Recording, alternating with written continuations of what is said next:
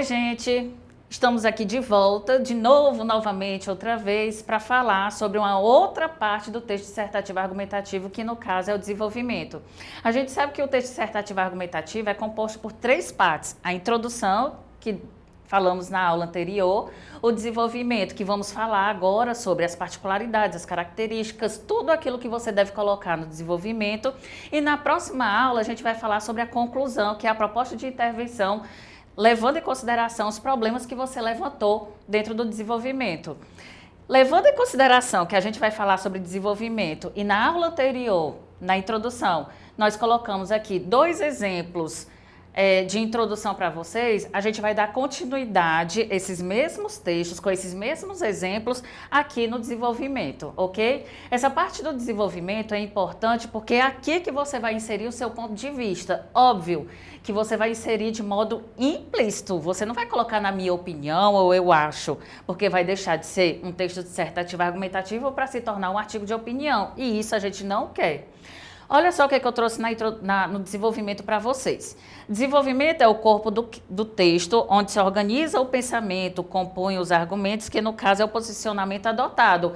Lá na introdução, você não tomou um posicionamento? Você não foi contra ou não foi a favor em determinado sobre o tema que você está escrevendo? Então, você vai continuar com esse posicionamento. Se você começou contra na introdução, você vai ser contra e vai argumentar de forma objetiva no seu desenvolvimento. Se você foi a favor, da mesma forma você vai fazer ao longo do seu texto. Então, o que deve conter no desenvolvimento? Olha só o que eu trouxe para vocês. Tem que ter 2 parágrafos, só que esse parágrafo, cada parágrafo vai ter que ter algumas características, que no caso são 2 problemáticas. Se são 2 parágrafos, você vai colocar cada problemática ou cada tese em cada parágrafo. Só que, além de você colocar essa problemática, além de você colocar essa tese, você vai ter que argumentar em cada um dos parágrafos do desenvolvimento.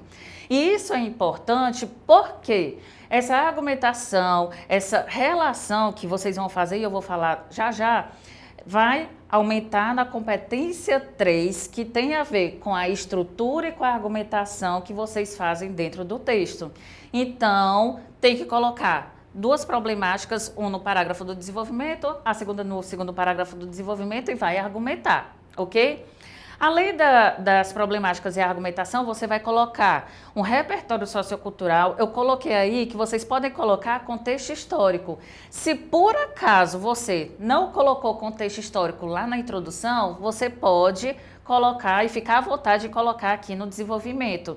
Então, repertório sociocultural você pode colocar, contexto histórico você pode colocar e exemplos. Só lembrando que esses exemplos que você vai colocar são exemplos que fizeram parte de notícias do âmbito nacional ou internacional e que você teve conhecimento, que foi popular, que houve uma polêmica ou foi muito discutido na sociedade. Então, você pode colocar, mas esse exemplo ele não pode passar de 3 linhas dentro de um parágrafo do desenvolvimento. Se você narrar esse exemplo num parágrafo todinho, então você pode perder ponto na competência 3, já que você não está argumentando, você está narrando. Além disso, isso daí foi o que você pode colocar e deve colocar no desenvolvimento.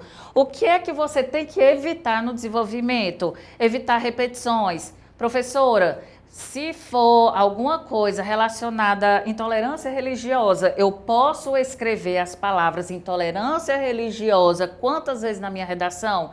No máximo, no texto todo de 30 linhas, se você fizer 4, estourando 5 vezes. Então, você tem que buscar sinônimos para o texto não ficar repetitivo. Se ficar muito repetitivo, o texto não vai ser interessante para a leitura. Lembrando que você está escrevendo o seu texto para uma pessoa leiga, uma pessoa a qual não tem tanto conhecimento sobre aquilo que você está escrevendo. Então, preste atenção, certo?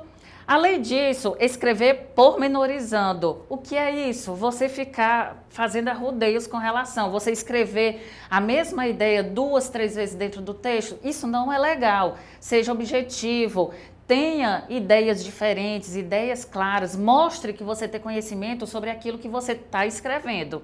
Além disso, você não pode escrever exemplos extremamente excessivos, que foi o que eu falei para vocês, de escrever um exemplo no parágrafo do desenvolvimento ou escrever vários exemplos dentro do seu texto. Não faça isso.